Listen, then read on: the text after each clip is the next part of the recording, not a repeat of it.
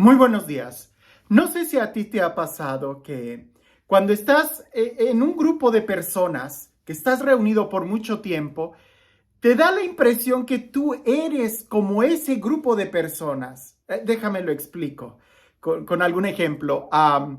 Recuerdo en una ocasión que yo estaba en un grupo de jóvenes y habíamos estado trabajando durante mucho tiempo en algunas dinámicas, actividades, y llegó el día del retiro. Y cuando estábamos en el día del retiro, había una dinámica de estar corriendo. Y recuerdo que yo corrí y me agité mucho y volteo y le digo bueno, más bien terminó la dinámica y yo estaba muy agitado.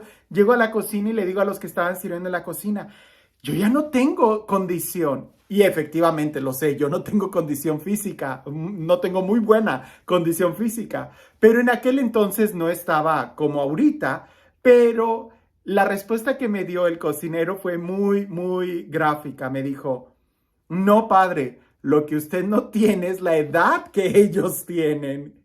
Y es que efectivamente ellos, pues claro que tenían como la mitad de los años que ahorita yo tengo. Entonces, me quedé pensando mucho en eso, que cuando tú estás con un grupo de personas, corres el riesgo de creer que eres como ellos, cuando en realidad, pues no siempre es así. Hoy en el Evangelio puedo distinguir que los discípulos sí lograban profundizar más el estar con Jesús. A pesar de que ellos estaban en medio de la multitud y que escuchaban las mismas parábolas, los discípulos sí lograban hacer una distinción y profundizar más con Jesús. La pregunta es, ¿nosotros el día de hoy logramos distinguirnos de los demás para profundizar más con Jesús? ¿O nos estamos perdiendo entre el montón? Sin más preámbulo, vayamos al Evangelio y escuchémoslo con atención, porque nuevamente, como palabra de Dios, siempre va a tener mucho que decirnos. Dice así: en aquel tiempo, Jesús despidió a la multitud y se fue a su casa. Entonces se le acercaron sus discípulos y le dijeron, explícanos la parábola de la cizaña sembrada en el campo. Jesús les contestó, el sembrador de la buena semilla es el Hijo del Hombre. El campo es el mundo. La buena semilla son los ciudadanos del reino. La cizaña son los partidarios del demonio.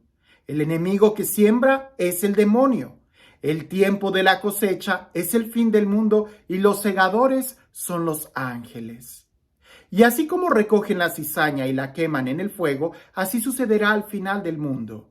El Hijo del Hombre enviará a sus ángeles para que arranquen de su reino a todos los que inducen a otros al pecado y a todos los malvados y los arrojen en el horno encendido. Allí será el llanto y la desesperación. Entonces los justos brillarán como el sol en el reino de su Padre. El que tenga oídos, que oiga. Es una parábola muy profunda, pero quiero que primero nos sentemos, nos concentremos en esta idea. Jesús despide a la multitud, se va a su casa, entra y los discípulos entran con él. Se acercan a Jesús.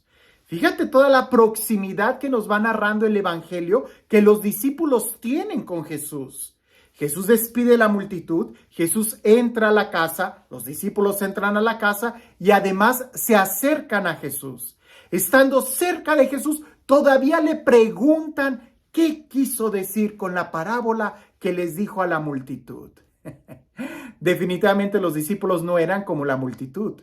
Ellos ya estaban más cerca del Señor y ya tenían más confianza de preguntar qué es lo que Él estaba diciendo y que quizás la multitud no entendía. ¿Recuerdas cuando se acercan aquellos discípulos y Jesús voltea y les dice, ¿qué buscan? Y aquellos le dicen, ¿dónde vives? Pues aquí los discípulos ya sabían dónde vivían, ya sabían dónde entrar con Jesús y también ya sabían cómo preguntarle a Jesús. Ya vemos todo un acercamiento que los discípulos hacen. No se quedan con la duda y no se quedan como espectadores.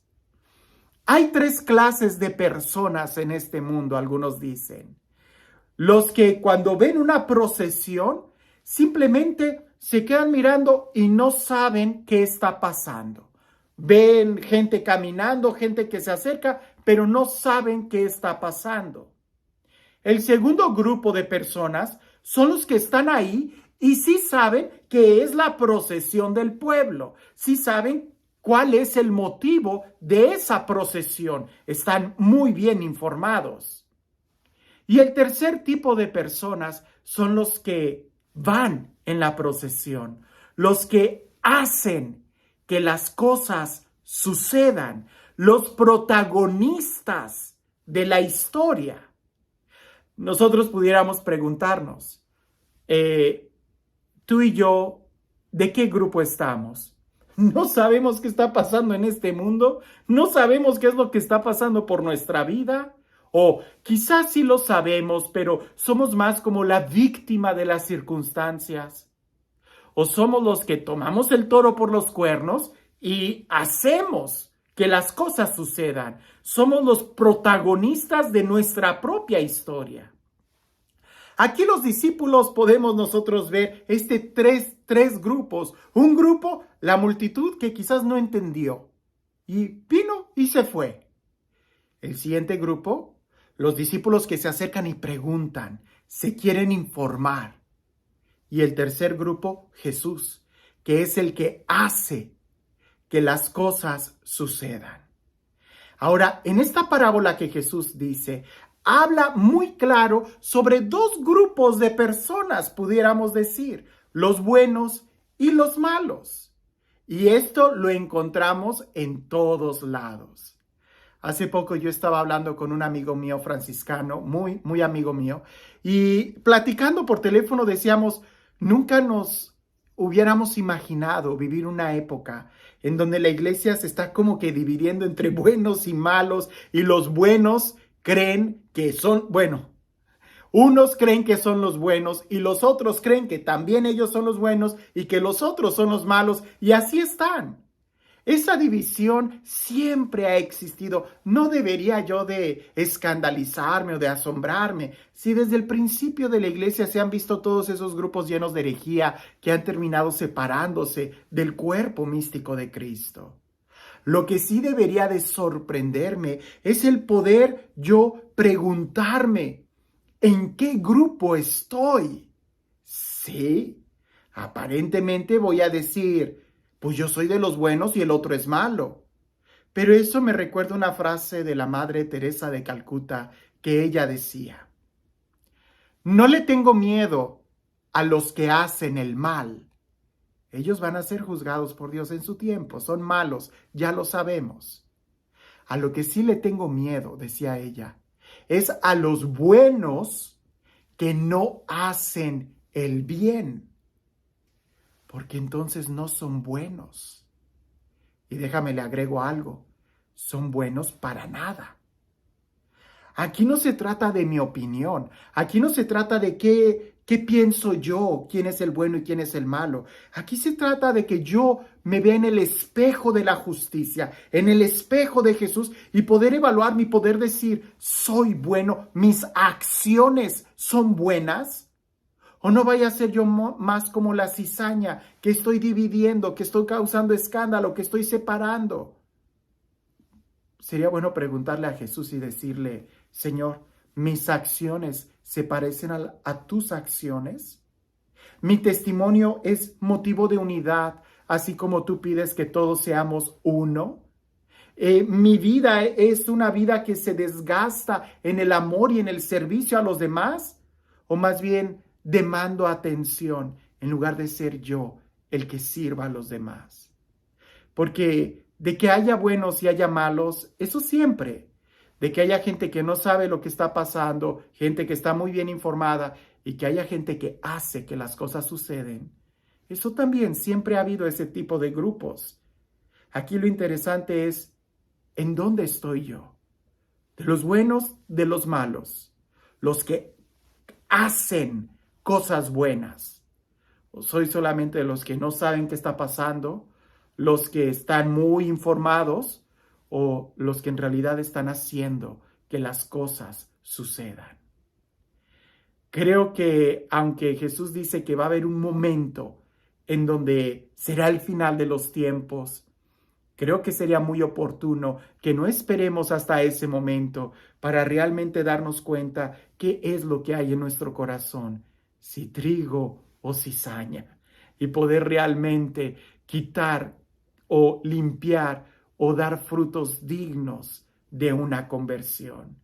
Porque al final, o yo estoy con Jesús haciendo el bien, o todo lo demás sería estar afuera. Los que creen que son buenos y no hacen nada, pues son buenos para nada. O los que definitivamente hacen el mal y saben que están haciendo el mal. ¿Y tú? ¿De qué grupo estás? ¿En qué grupo estamos? Y este Dios, el Dios del amor, el Dios de la vida, el Dios de la paz, el Dios de la justicia, el Dios que hace nuevas todas las cosas, el Dios que nos ama con misericordia, que sea Él quien el día de hoy nos bendiga. En el nombre del Padre, del Hijo y del Espíritu Santo. Cuentan por ahí que había dos amigos que habían estudiado juntos en la secundaria, cuando eran muy jóvenes, en el middle school.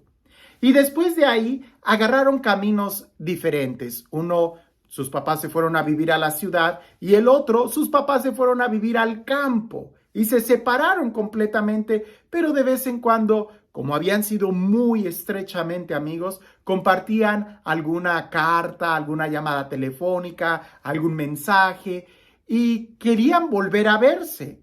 Pero el que estaba en la ciudad siempre estaba ocupado y nunca tenía tiempo para ir al campo. Así que el del campo tomó la decisión de ir a visitar a su amigo de la ciudad. Y estaban caminando en una gran ciudad, imaginemos en la ciudad de New York o en la Ciudad de México. Estaban caminando en esas grandes ciudades. Y ahí caminando, el amigo que vivía en el campo dice, oh, detente, escucha. ¡Qué bonito canta ese pájaro! Y el otro se le queda viendo y le dice, aquí estás en la ciudad. Si quieres escuchar pájaros, te tienes que ir al bosque. Aquí no hay pájaros. Sigue caminando.